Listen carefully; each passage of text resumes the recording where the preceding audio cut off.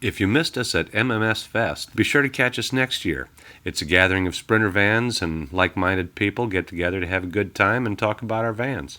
MillionMileSprinter.com is a trusted source for all the good parts for our vans. Joel is a pillar of the community, and I want to share with you a little talk he gave us about radiators and our cooling system.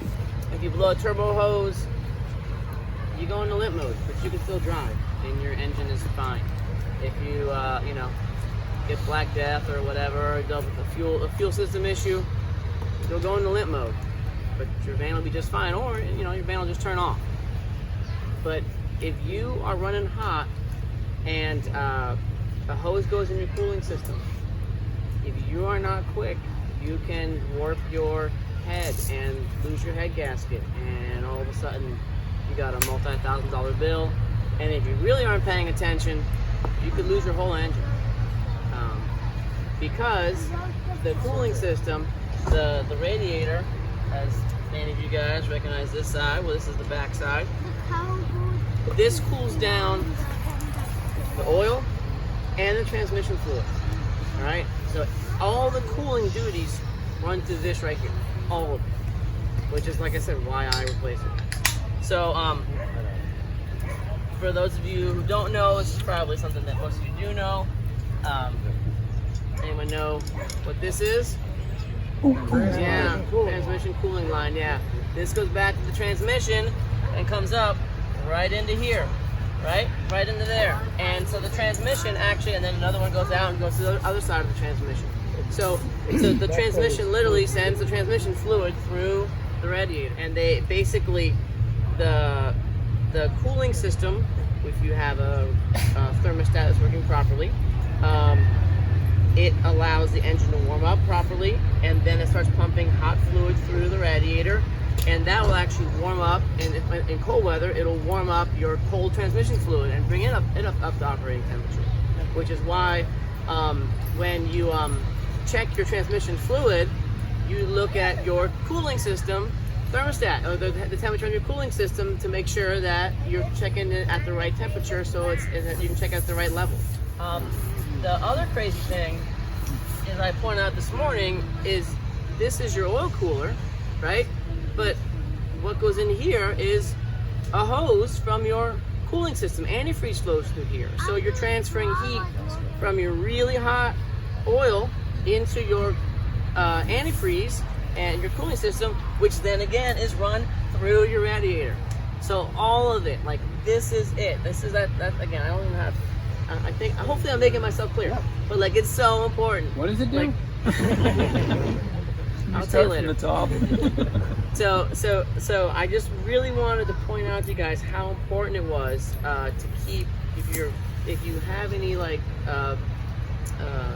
doubts about your cooling system, definitely, like, when in doubt, this is the one place to spend your money, because when this goes wrong, you will lose your whole engine, or you very well could lose your whole engine. I've seen more engines, or at least heads, ruined, and like major repair bills from overheating, than from anything else.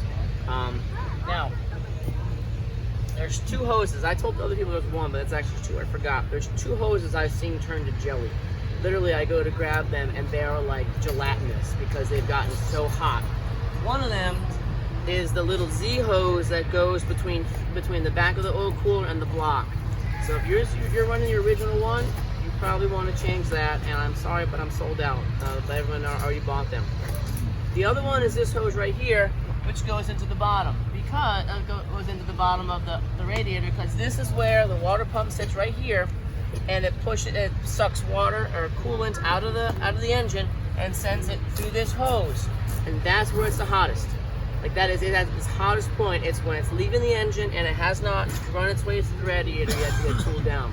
So this elbow hose here,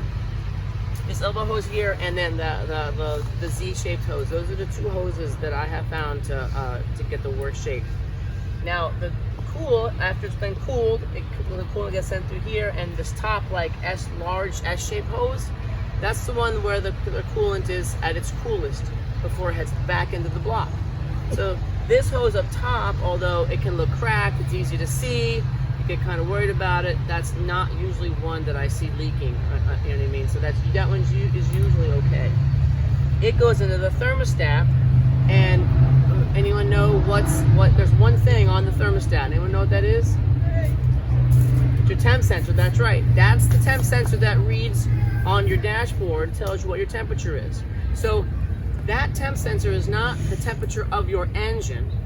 It's the temperature of the fluid that has already been cooled going back into your engine. Let's back that up and hear it again. The dashboard is showing temperature of the fluid that has already been cooled going back into your engine. And it has to like absorb all that heat from the engine, and that gets sent back out again. So even though, it says like 200 or the red line or whatever is at 250, what it's basically saying is that coolant is coming in and it's 250 degrees as it's going into the engine. It's not going to be able to do a very good job of cooling down your engine, right? That's basically what that red is telling you. When you get metals and you heat up one side and you cool down the other side on the same piece of metal, that's when metal starts to warp and flex, and that's when you get a bad head gasket, which really isn't a bad head gasket. It's a warped head, and the head gasket just can't seal that. There's too much of a warp in it. No reference. 2 questions. Is there any downside to possibly putting in a thicker, different brand radiator? Is there any downside to having a bigger radiator all the time? So the thermostat is what controls that, and here's what I mean. So, again, we're standing in front of the engine. Your thermostat's like right about here, and what the thermostat is it literally stays closed until the temperature reaches about 180, 190 degrees, right in that area. Okay, and so when it's cold out, or the temperature inside the engine is below that, when that stays closed, it doesn't allow coolant to come back into the engine. So, and it really can't pump coolant out of the engine because the circuit is closed. So it basically just like circulates coolant inside of the engine, and that's to help the engine to warm up faster. And once that temperature once the temperature at the thermostat reaches about 180, 190, it opens up and starts allowing the coolant to start flowing through. So let's say you have a lot of extra cooling. Let's say you put 2 radiators on there and this and whatever. Like, if your thermostat is functioning properly, it'll just close. If the engine starts running too cool, it'll just close until the engine gets until the coolant gets back up to the correct operating temperature, and then it'll open again. So you never get the benefit of a giant radiator. Right. Well, I mean, the benefit of that would really be, you don't really want to run much cooler than 180 degrees. You really don't. Especially in the winter, those of you guys who've been like, oh, I'm running so cool, this is great. But then you turn your heat on and you have no heat, right? And I experienced that myself in my very first sprint. I'm like, what the heck is wrong with this heat here? My thermostat failed in the winter. Right. And it was running 160 degrees. Right. And no heat. Right. Until I got to Florida. Right. Exactly. And that's a good sign that your thermostat has failed, right? So switch your thermostat. It's pretty easy. It's right on the side there. Is there also a way to have the auxiliary fan on like a switch so that you can control it manually? Yes, but I don't know what that is. All right. I'm sure there is. I'm sure there is. Would that pop up any codes on the ECU? Not always. Well, usually. The problem with that It is could. work and stop and go traffic. Once you're on highway speed, the air resistance you're getting into your radiator. Yeah, but let's say if you're in stop and go traffic or you're just idling somewhere. That little fan isn't really there to cool the engine. So actually, when you hit like 235 or 240, the danger zone, it turns that on. That fan does kick in. That AC fan, Condenser fan. the condenser fan. Thank you. On the very front of the engine, that fan does kick on. You'll hear it. Oh yeah. Hopefully, you loud. don't get that high. What's that? It's not the viscous. No, it's not. It's not the same. It's not this fan. It's not the viscous fan. No, that's not this fan. It's a different fan. So there is that's a red line stopgap. And it does work somewhat, right? It's just The condenser fan is turning on based on the high side pressure of the AC system. right. So which is about when it hits about 300 on the high side of the AC. So that's another thing I wanted to point out. And mine actually was still running after the car was turned off. The auxiliary fan, because it was too hot. Yeah. Wow. Yeah. So They don't normally do pretty that. crazy. They don't normally do that. That means you're too hot. Yeah. Which you already knew. Yeah. So right. Turn it off. And just you're doing cool, and that's the thing. Like so you know, I have lots of kids. We have a full van. We have bikes in the van. We have you know, stuff in the van for being gone for a month. I have a 30-foot camper that I tow. It weighs 5,000 pounds, right? And so we are fully loaded, and we head across the country. And with a new cooling system, I don't get anywhere near the red line. I may hit 200 on a bad time. What kind of mileage were you getting going? I don't know. I mean, my wife drives, my kids drive. I honestly Okay. don't pay attention You to don't mileage. care. I Gotcha. can't. Yeah, it's Now, something I had to let go a long time ago. Now that's a T1N? Yeah, let's see one in, And yeah. how was it towing wise that much? It was fine. So when you have something, so the longer wheelbase is better for towing. The 3500 is better for towing. That's lower gearing in the rear end, but it's just a lot more stable. When you have like a shorty towing and you have to towing something big, then you can get the tail wagging the dog effect. So Gotcha. yeah. Right now my wife has a 144, so that's the medium size. 07, And right? 07 or 08, yeah. And CB3, low roof, and we tow our long camper with that, and it goes just fine. So like, you don't really need, like, if your cooling system is functioning properly, you really don't need anything extra, right? Like, you don't need, I mean, this is super helpful. You know, as I say, you don't need anything extra, as I say this is super helpful, but like, you know, an extra radiator or something like that, like 2 of them, that's not necessary. And if you're getting over, like, going up mountain passes and stuff, you go to above 200, get like 220s, 230s. As long as when you crest that hill and you start going down, the temperature goes down again, you're okay, right? But you really shouldn't be hitting like the 200s if you're on flat ground and everything.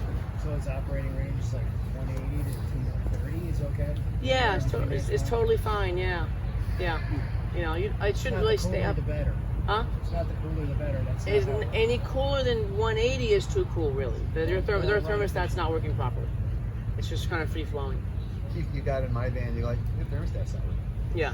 You know, it's like if it's below 185. Right, I then can tell immediately. It's Yeah. not working. Yeah, So and I then always- as soon as I put it in, you're like, oh yeah, look, it goes up to 190. Right. I convinced myself that when my thermostat splitting the 8, you know, it's right in the middle of the 180, it's Yeah. at one, that's 180, but I think it's higher than that. Yeah, 180.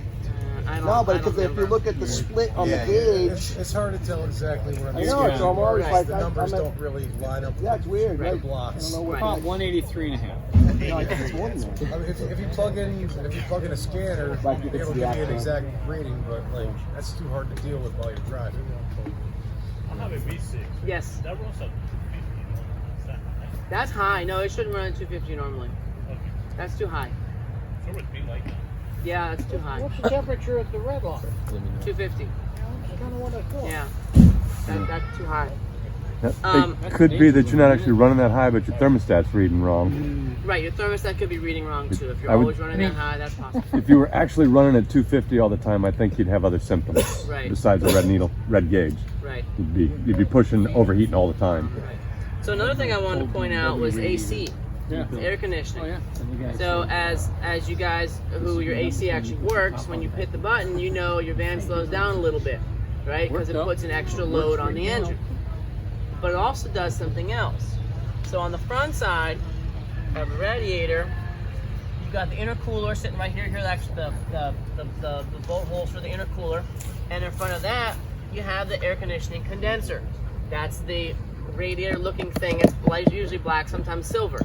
Well, all the high side, all the hot air conditioning refrigerant is flowing through that in front of the radiator.